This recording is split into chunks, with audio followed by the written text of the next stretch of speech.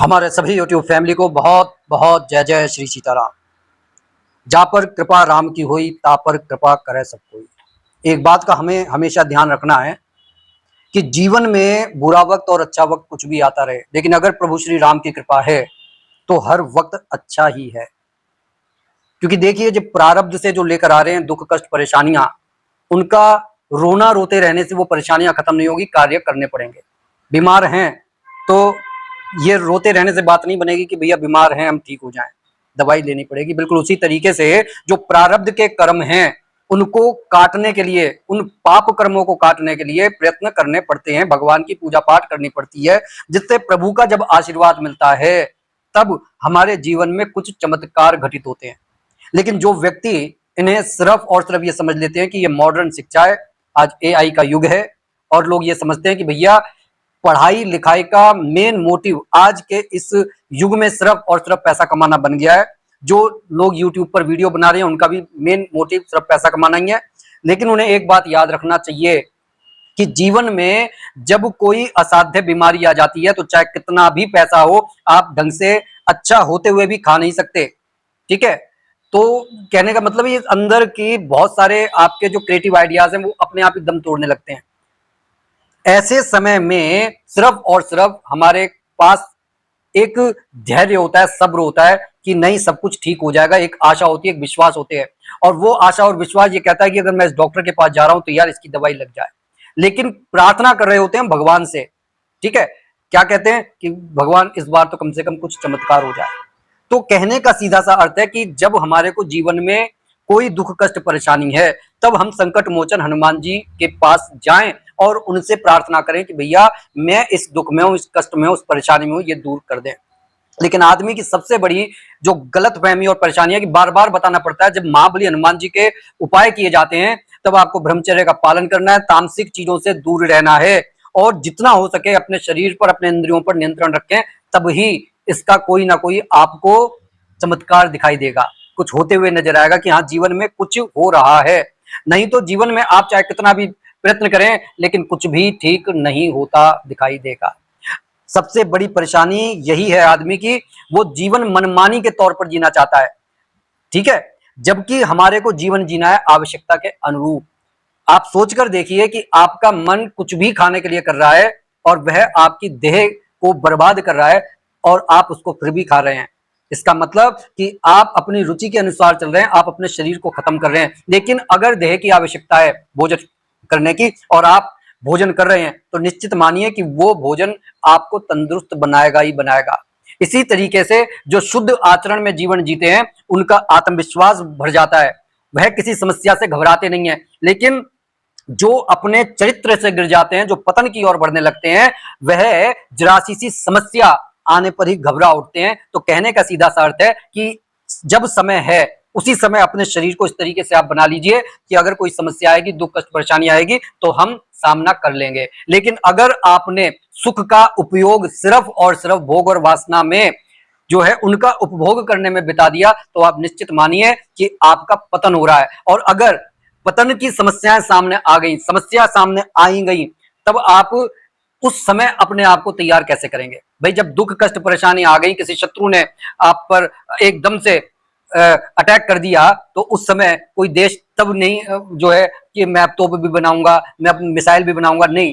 अपने देश की सुरक्षा करने के लिए पहले से ही जिस तरीके से एक देश तत्पर रहता है, बिल्कुल उसी तरीके से अपने देह की सुरक्षा और उसके स्वास्थ्य को बनाए रखने के लिए हमें तत्पर रहना होगा। अब कोई दुख कष्ट और परेशानी अगर हमारे जीवन में है तो सावन के इस महीने में, जैसा कि मैंने पहले ही कहा है कि हर वीडियो में बताता रहा हूं कि भगवान शिव के अंश हैं महाबली हनुमान जी। तो महाबली हनुमान जी के निमित्त की गई पूजा सावन के जो इस महान अवसर में, इस शुभ अवसर में हमें द्रुत गति से परिणाम दे सकती है। अब जो कुछ हम करते हैं हम संपुट लगाकर करते हैं।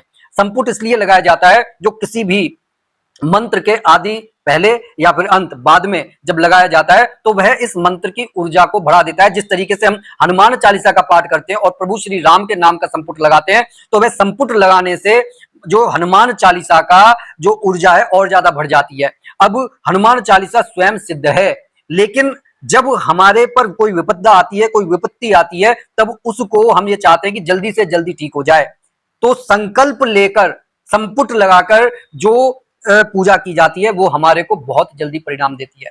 अब इस पूजा में आपको ख्याल ये रखना है कि जब पूजा, ये पूजा रात्रि में करनी है, 9 बजे के बाद आप कर सकते हैं, 9 बजे कर सकते हैं, लेकिन अगर 9 बजे बैठ रहे हैं तो 9 बजे ही बैठना है। कहने का सीधा सा अर्थ है ये नहीं है कि आप 9 बजे स्नान ध्यान करने के लिए चले, नहीं, आपको पहले ही 8 बजे ही, 8:30 बजे ही आप नहा धोकर भगवान के सामने उपस्थित हो जाएं, हाजिरी दे दें, और जब 9 बज जाए उस समय आप पूजा करना शुरू कर दीजिए। आपने कई बार देखा होगा जो लोग राधा स्वामी सत्संग में जाते हैं या निरंकारी सत्संग में जाते हैं, या फिर जो जिनके अपने एक रामायण प्रसार के लिए और सुंदरकांड प्रसार के लिए जिन लोगों की जो संगठन बने हुए हैं, वह बिल्कुल अपने एक्यूरेट टाइम पर सत्संग को शुरू करते हैं और एक्यूरेट टाइम पर सत्संग को समाप्त कर देते हैं, लेकिन वह समय से पूर्व वहां पर उपस्थित होते हैं। आप कभी आजमा कर देख लेना। अब आपको करना क्या है, मंगलवार, शुक्ल पक्ष के मंगलवार को ये आपको उपाय करना है। सावन में ये दिन आ रहा है आपका 26 तारीख में, अब आप इसको आई थिंक 25 तारीख को आ रहा है, तो आप इस उपाय को कीजिए। ये जो सावन का आने वाला मंगलवार है, तो आपको ये उपाय 3 दिन करना है। इसे अगर आप अपनी बौद्धिक स्थिति को सुधारने के लिए करना चाह रहे हैं तो इसे डबल करके कीजिए, 3 बार, 6 बार और 12 बार, मतलब कि एक दिन आप 3 बार करेंगे, दूसरे दिन आप 6 बार करेंगे और उसके अगले दिन, तीसरे दिन आप 12 बार करेंगे। अगर किसी शत्रु से परेशान होने की आप स्थिति में कर रहे हैं तो आपको मंगल ग्रह को जागृत करना है, तब आप इसे 3, 6 और 9 के अनुपात में करेंगे। पहले दिन आप 3 बार कीजिए, फिर आप 6 बार कीजिए और उसके बाद में आप 9 बार हनुमान चालीसा का पाठ कर सकते हैं। अब आपको एक चौकी पर लाल कपड़ा बिछा लें। अगर आपके पास में राम परिवार की फोटो है तो बहुत अच्छी बात है, वरना हनुमान जी की फोटो है तो आप उनको रख लीजिए, आशीर्वाद देते हुए उनकी मुद्रा हो। लाल कपड़े पर आपने अपना जो है थाली रख ली, दीवला रख लिया, एक लोटा पानी का भरकर रख लिया, उनके लिए प्रसाद रख लिया। प्रसाद में अगर इमरती है तो बहुत ही अच्छी बात है।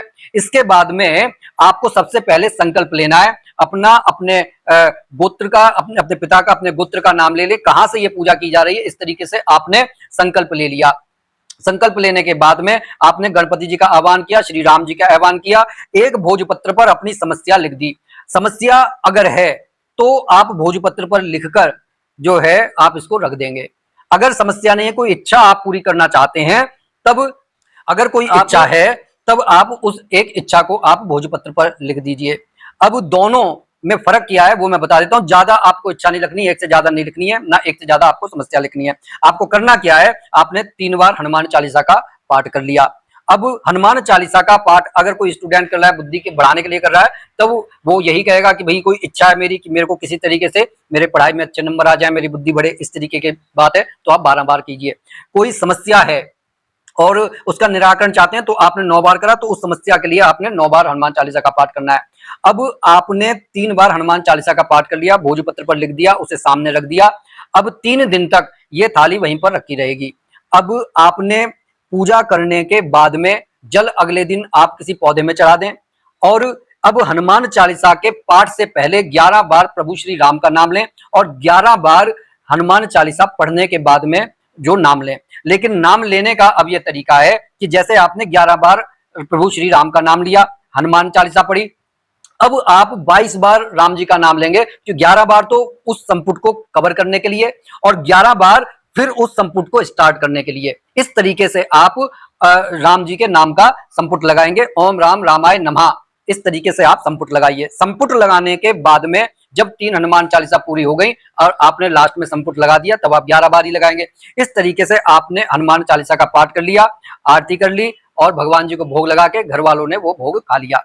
जब लास्ट में आप तीसरे दिन जब आप पूजा करेंगे तो उसके अगले दिन आपको करना क्या है कि जो समस्या वाला कागज है उसको एक दीवले में रखकर आप जला दें। कहने का मतलब ये समस्या मेरी जो है पंचभूतों में अब विलीन हो गई है, मतलब खत्म हो गई है। जो आपकी इच्छा है उसको, उस भोजपत्र को लेकर आप हनुमान जी के चरणों में रख देंगे और जब भी कोई शुभ समय आएगा उसको आप पानी में बहा दें। जितना वो पानी में बहेगी उतना ही आपका जो है शुद्धता और पवित्रता आप में बढ़ेगी। तो इस तरीके से आपको ये उपाय करना है। तो कैसी लगी ये वीडियो कमेंट करके जरूर बताइएगा और ज्यादा से ज्यादा से शेयर कीजिएगा ताकि और भी लोग लाभ उठा सकें। जो भी भाई बंधु बहन हमारे चैनल पर नए हैं कृपया चैनल को सब्सक्राइब कर लें। और इसी के साथ मैं अपनी वाणी को विराम दे रहा हूं। बोलिए जय जय श्री सीताराम।